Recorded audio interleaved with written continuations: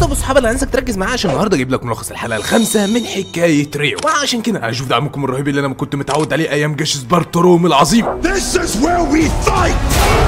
ونوصل الفيديو ده مش اقل من 5000 لايك عليه. شفنا بقى مع بعض في الجزء اللي فات لما ريو بدا بقى لاول مره هو ولين في استكشاف الدماس، وعملوا مع بعض شغل عالي العال، لكن اكتشف ان هو بيكون ناقص الخبره، وعشان كده قرر بقى انه يروح المكتبه اللي موجوده في المدينه عشان يتعلم الخيمياء. وبعد ما بيخرج من المكتبه بيتفاجئ ان كل حاجه حواليه بتكون اتغيرت والناس بيكونوا اختفوا تماما. ومش كده وبس، بتظهر قدامه كمان واحده غريبه اسمها ليونور، وبعد كده بتبدا بقى انها تهجم عليه بدون اي سبب، وكان واضح لها في القتال انها بتمتلك قوه جامده مفتقه ليه. وقبل ما بتمشي بتعرفوا انها مش اخر واحده هتجيله عشان تخلص عليه، بل هيكون في غيرها كتير، وعشان كده بتقول له ان انت لازم تسيب من قوتك عشان مش عايز اسمح ليك ان اي حد تاني يخلص عليك غيري. وبس كده يلا بينا نبدا في سرد باقي الحكايه.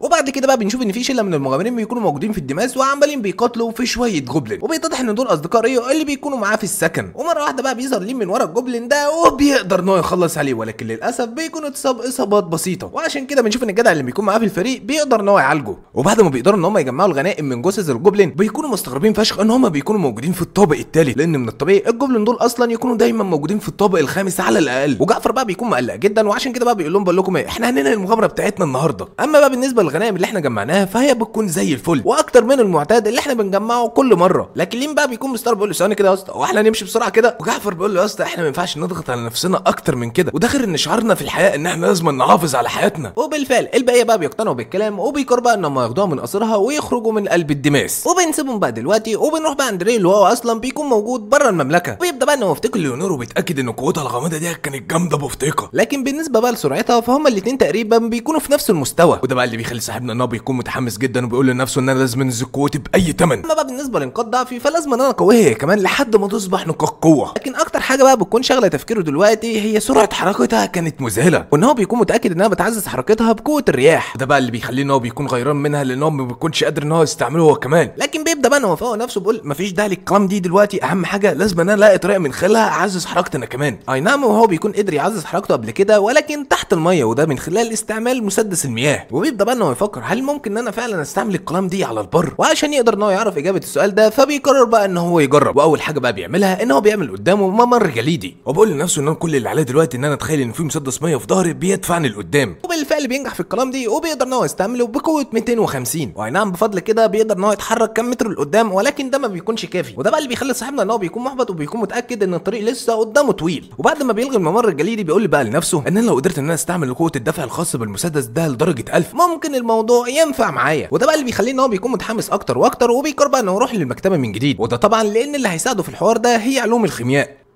وعلى الناحيه الثانيه بقى في المكتبه بنشوف ان لين اللي بتكون من فريق السيوف القرمزيه بتكون عماله بقى تدور في الكتب، وبتقول لنفسها زي ما انا كنت متوقع بالظبط، مفيش اي مهاره لغايه دلوقتي موجوده في الكتب بتدل ان في حد يقدر ان هو يعمل جدار جليدي او حتى ممكن يصنع رمح جليدي، لان حتى المعلم اللي بيكون كتب الكتب ديت هو ما كانش عنده القدره ان هو يستعمل الكلام دي، فبالطبيعي ان هو ما يكتبهوش. ولو في حاجه زي ديت فعلا موجوده فالمفروض انها تكون قوه اصليه، ولو في حد عنده القدره ان هو يتحكم في القوه ديت فاكيد هو بيقدر ان هو يتحكم في قوه من طراز الجحيم واللي هي بتكون موجوده في الامبراطوريه. واسناميه بقى بتكون واقفه فبتتفاجئ ان في حد بيوصل لعندها، وبنعرف بقى ان هي دي نفس الالف اللي بتكون قبل تريو قبل كده، وبتقدر انها تعرف على لين لانها بتكون مشهوره بطبيعه الحال بتكون موجوده في اشهر فريق موجود في المملكه. وبالمناسبه صديقي البت دي بيكون اسمها سيرا، وهي بقى بتكون مندهشه ان لينا بتكون موجوده هنا، وبتبدا بقى تسالها هو انت بتعملي ايه بالظبط؟ بتقول لها انا كنت موجود هنا عشان كنت بدور على حاجه معينه ولكن للاسف ما لقيتش اي حاجه تخصها. بعد كده بقى بتكون حابه انها تسالها عن حاجه معينه ولكن بتقرر بقى انها تتراجع. تبدا بقى تسالها انا سمعت ان انت كنت في مهمه في اخر فتره وبعيد عن مدينه لونا صح؟ وبتقول لها مظبوط انا كان عندي مهمه في المملكه ولسه راجع منها حالا، وعشان كده لازم اتحرك لان في شخص بيكون مستنيني. وعلى الناحيه الثانيه بقى في النقابه بنشوف ان الفريق بتاعنا بيكون وصل هناك، وبنشوف ان جعفر بيكون عمال بيتهته في الكلام ولكن ما بيتظبطش غير لما بياخد فوق دماغه. والموظفه بقى بتكون مستغربه ان هم بيكونوا رجعوا بسرعه، ولكن محسن بيبدا بقى يعرفها ان في سبب معين هم اللي خلاهم يرجعوا بسرعه. وبعد كده بقى بيطلع لها الغنائم اللي هم بيكونوا قدروا ياخدوها من الغيلان، وبيبدا بقى يعرفوا ان هم بيكونوا قبل الوحول ديت في المستوى الثالث، وان الموضوع ده المفروض ما يحصلش لان هم ما بيظهروش غير في المستوى الخامس بس. ولما بقى بتتاكد من صحه الكلام فورا بقى بتقرر انها تتحرك وتروح تبلغ رئيس النقابه باللي حصل، ولكن قبل ما بيمشوا بتبدا بقى نشكرهم على كميه المعلومات اللي هم بيكونوا وفروها. المهم بعد ما بيخلصوا في النقابه بيقرروا بقى ان هم يخرجوا عشان يبيعوا الاحجار اللي معاهم دول وياخدوا شويه فلوس واموال ومصاري. وبالنسبه بقى لموظفه الاستقبال بنشوف انها بتطلع عند رئيس النقابه وبتعرفه على كل حاجه، وده بقى اللي بيخليه ان هو بيكون مندهش ان الموضوع ده ما بيكونش حصل بقاله سنين، وان ده يعتبر انذار ليهم ولازم ان هم يستعدوا. وعشان كده بقى بيبدا بقى انه يسال عن عدد المغامرين الموجودين في المدينه دلوقتي في الرتبه بي او اعلى، والموظفه بتبدا بقى تعرفه ان فريق السيوف القرمزيه وكمان اللي هو الابيض بالكامل بيكونوا موجودين هنا في المدينه. ولما رئيس النقابه بيبدا ان هو يسال عن فيربورتوس اللي هو اصلا بيكون قائد فريق اللواء الابيض، بتعرفوا ان هو بيكون لسه راجع من المهمه بتاعته من يومين بالظبط، وبيقول لها قشطه زي الفل. وبعد كده بقى بيطلب منها انها تروح تستدعي فريق السيوف القرمزيه واللواء الابيض الاثنين مع بعض، لان هو بيكون حابب يقابلهم في المكتب بتاعه ويتكلم معاهم شخصيا. وفي نهايه بقى اليوم عند الفريق السيوف القرمزيه بنشوف القابل بيكون متوتر جدا، وبنعرف بقى ان هو بيكون متوجه دلوقتي لعند رئيس النقابه وهيقابل هناك اللواء الابيض، وساب بقى توتره ان هو اصلا ما بيعرفش يتعامل معاهم. الفريق بتاعه بيبدا بقى يوبخه بيقول له يا اسطى الكلام الوسخ ده انت القائد بتاعنا، هو انت ما بتتعلمش اي حاجه خالص يا اسطى، انت لازم تكون رجال. المهم بعد شويه بنشوف ان هم بالفعل بيقدروا ان هم يوصلوا عند مكتب رئيس النقابه، ومجرد ما بيدخلوا فالبس بقى بيبدا بقى انه يسلم على قابل كالمعتاد، وبنعرف بقى ان الاثنين دول عارفين بعض من فتره طويله. اما بقى بالنسبه لرئيس النقابه فما بيضيعوش وقت وبيشكرهم ان هم بيكونوا لبوا الدعوه، وبقول لهم على ما اظن ان الموظف شرح لكم الموضوع باختصار، لكن انا هخش معاكم في صلب الموضوع على طول. وبيبدا بقى يعرفهم ان الغبل المفروض ان هم يكونوا في المستوى الخامس بيكونوا ظهر في المستوى الثاني، وقابل بقى بيكون متشكك في الكلام، وعشان كده بيبدا بقى يساله عن مدى صحه هذه المعلومات. رئيس النقابه يعرفوا انه بيكون متاكد منها في المية، لان المغامرين اللي بيكونوا رجعوا من الدماس بيكونوا وروا له الاحجار اللي هم بيكونوا جابوها من هناك. وفالبس بقى بيقول له ده شكل الموضوع طلع بجد، وبيبدا بقى يساله طب احنا المطلوب منا ايه بالظبط، وبيقول لهم بكل اختصار مفيش، انا عايزكم انتوا الاثنين تخشوا مع بعض الدماس تحققوا بنفسكم من اشارات الفرن اللي موجوده في المدينه العظيمه، لان ده بيدل على النمو الهائل في اعداد الوحوش، لان اخر مره بيكون حصل فيها الكلام ده من 10 سنين، والمفروض ان احنا نتوقع اي حاجه. واعضاء السيوف القرمزيه بالفعل بيتفقوا معاه في الكلام ده. بيكمل كلامه وبيقول على ما اظن ان احنا كده بنكون اتفقنا، وعشان كده بيقرر ان ندفع لكل فريق 100 عمله ذهبيه قبل اي حاجه، وبعد انتهاء المهمه ديت هيديهم كمان 200 عمله ذهبيه. بيقول له بص عشان نكون واضحين في الموضوع، احنا مهمتنا بس ان احنا نتاكد الوحوش دي جايه في اتجاهنا ولا لا. بس بقى بيقول له مظبوط، انا مش محتاج منكم اكتر من كده. فالبس بقى طب بيقول له في حاله لو الوحوش بالفعل بدات في التحرك هنعمل ايه بالظبط، وبقول لهم مفيش، كل ما عليكم ان انتوا تطلعوا للسطح فورا، بعدها هنخلي الدماس تماما ونتمركز على الجدران المزدوجه. الموضوع ده هيكون مشترك ما بين النقابه وكمان فرسان المنطقه، انه كان عامل سلفا حسابه الموضوع زي ده، واتكلم مع اللواء الخاص بالفرسان وقدروا ان هم يحطوا مع بعض خطه دفاع للمدينه. بيقول له ثواني كده، معنى ان انت خططت لكل ده فانت عارف ومتاكد ان الموضوع ده ممكن يحصل، انهم بيعرفوا ان مفيش اي مشكله، ان احنا دايما لازم نكون مستعدين لاي خطر في اي وقت. وفاربس بقى بيبدا بقى انه يتكلم مع رئيسه وبيساله على ميعاد المهمه، ورئيس النقابه بيعرفوا ان هم يتحركوا في فجر تاني يوم، لان هو كان عامل حسابه لحاجه شبه ديت، وعشان كده اعلن النقابه ان الدماس بيكون مغلق مؤقتا. عشان كده بيبدا بقى يسالهم هل انتوا فعلا مستعدين تقبلوا المهمه ديت ولا لا. من هنا بنشوف ان الفريقين بيقفوا قدامه وبيتقبلوا المهمه ديت بكل سرور.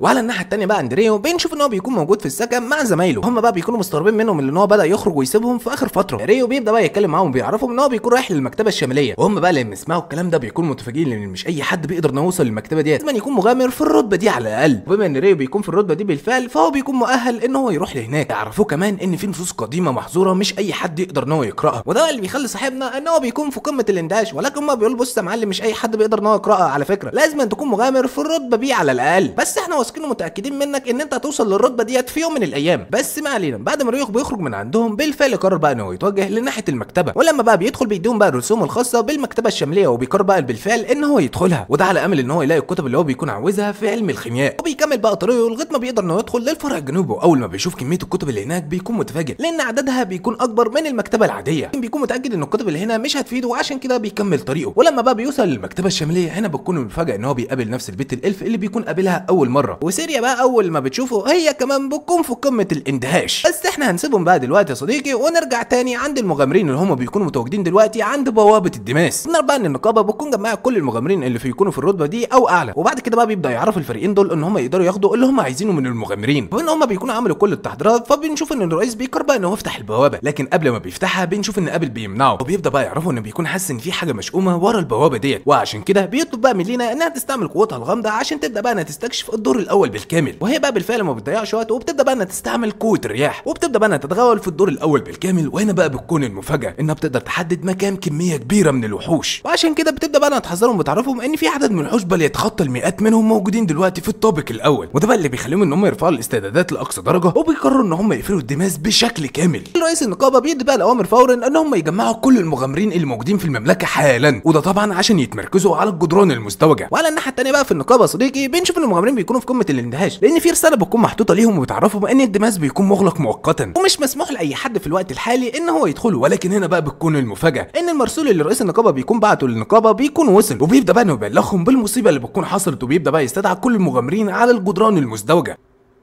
وعلى الناحيه الثانيه بقى في المكتبه عند الرايق ابن الرايق ريو بيبدا بقى انه يتعرف على ريسا، بل هما الاثنين بيبداوا ان هما يتعرفوا على بعض. بتقول له انا ما كنتش متوقعه ان انت هتبقى واحد من المغامرين المحليين، وبتعرف ان هي كمان بتكون واحده من المغامرين ولكن هي الوحيده اللي بتكون في الفريق بتاعها. ولما بقى بتبدا تساله هو انت جاي هنا ليه بالظبط، بيبدا بقى يعرف ان هو بيكون جاي هنا عشان يجمع اكبر كم من معلومات عن علم الخيمياء، وده لان هو بيكون عايز يصنع حاجه معينه بس هو بيكون صبور عليها. وهي بقى بتكون مندهشه وبتبدا بقى تساله هو انت عايز ايه بالظبط، وبيقول لها مفيش، عايز اصنع واحد من الغولمن. وسيرة لما تسمع الكلام ده بتكون مندهشه، ولكن بتعرفه ان لو بيكون عايز يعمله ده مفيش كتب في المكان ده هتساعده، ولكن على ما اظن في شويه من الكتب هنا ممكن تحطك على الطريق الصحيح. وعشان كده بتعرض عليه ان هي توديه للقسم اللي هو بيكون عاوزه، وبتعرف انها تقريبا بتكون عارفه كل الكتب اللي موجوده في القسم ده. صاحب ده بقى بيكون مندهش من الكلام دي، ولكن مع الرغم من كده بيقرر بقى ان هو يوافق. بس لما بيكونوا ماشيين مع بعض بيبدا بقى ان هم يدردشوا عشان يتعرفوا على بعض اكتر واكتر. بيقول انا سمعت من واحد صاحبي ان مفيش غير واحده من الالف بس هي اللي بتكون موجوده هنا في المدينه، وهي بقى بتقول له ان فعلا صاحبك ما غلطش، لان من النادر جدا تلاقي الالف بيتعايشوا وسط البشر، لان الموضوع ده بالنسبه للالف هو بيكون غريب جدا وبيحب ان هم يتعايشوا لوحدهم. المهم هنسيبنا بقى منهم دلوقتي يا صديقي ونروح بقى عند الجدران المزدوجه، وبنشوف بقى ان البوابات بالكامل بتبدا بقى انها تتقفل، وكلهم بقى بيكونوا مستعدين للوحوش اللي هتبدا بقى انها تخرج من الدماس. ورئيس بقى النقابه بيكون حاسس ومتاكد ان الموضوع بيكون قرب جدا، وبعد لحظات بوم مره واحده البوابه بتنفجر،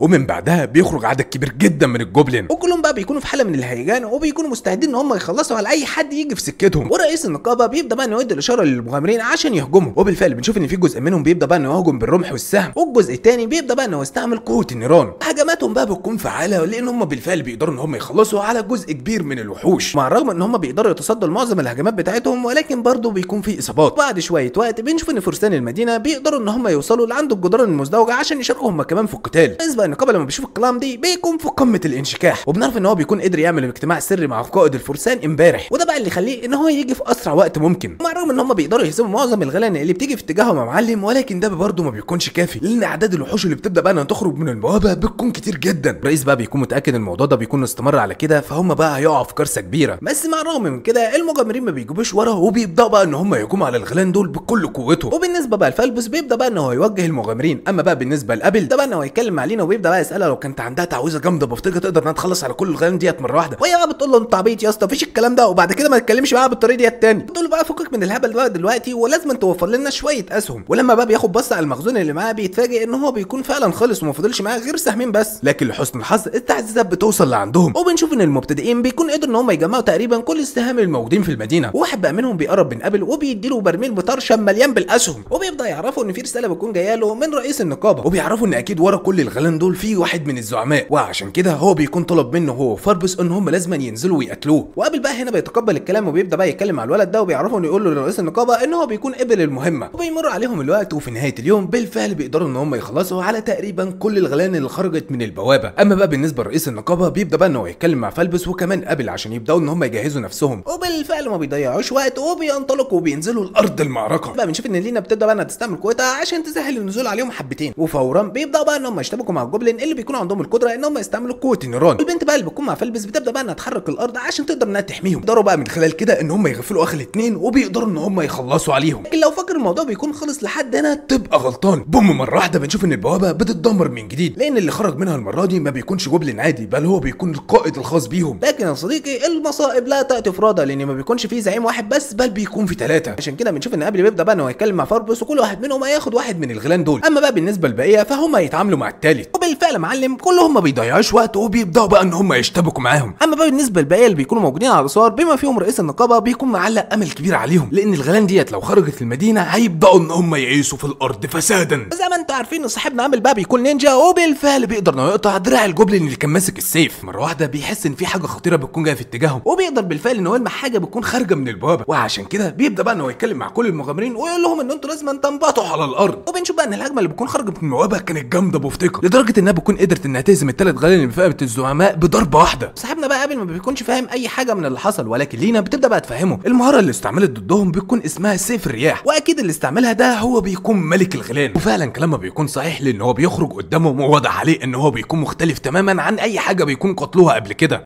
وهنا بقى معلم بنشوف ان ابل وفاربس بيبداوا بقى ان هم يتعاونوا مع بعض عشان يخلصوا عليه، ولما بقى بيبداوا في الهجوم هنا بقى بتكون الصدمه ان دفاعاته بتكون صلبه جدا لدرجه ان فاربس ما بيقدرش ان هو يعمل معاه اي حاجه. لكن تفتكر ان البتاع ده هيقدر يعمل معاهم اي حاجه؟ هيهاتوا ليه. بنشوف ان ابل بيقرر بقى انه يستعمل المهاره اللي كان بيتعلمها بقاله فتره طويله، وبالفعل بيبدا بقى انه يندفع في اتجاهه باقصى سرعته، ومجرد ما بيوصل لنقطه عمياء عنده بيبدا بقى انه يستعمل القوه على رجله، وبعد كده بقى بيبدا ان هو يندفع في اتجاهه، وبمره واحده بيبدا بقى انه يرشق السيف بتاعه في صدره، واخيرا بيقدروا ان هم يخلصوا عليه. وبعد كده معلم بنشوف ان فريق السيف القرمزي بيقف مع فريق اللواء الابيض، وبيكونوا بقى فخورين باللي هم بيكونوا قدروا يعملوه. اما بقى الناحيه الثانيه عند الحبيبه بنشوف ان ريو بيبدا بقى انه يوضحها، ولكن بيتاكدوا ان هم يتقابلوا تاني في يوم من الايام. وبعد كده بقى بيتنقل بين المشهد لبوابه غريبه موجوده في قلب الدماس، وشكل كده المواضيع بدات انها تسخن والحاجات اللي جايه جامده بفتيق عليه. عشان كده انا بطلب منك لايكك وشيرك والسبسكرايب الرايق، ونوصل الفيديو ده على 10000 لايك. ولو انت مش متابعنا على التليجرام فدي قله ادب اهو، هتلاقي اللينك تحت في الديسكربشن. انا عايزك تنزل تخرب الدنيا. وبس كده، كان معاكم مصطفى سعيد، اشوفكم في فيديو جديد. سلام.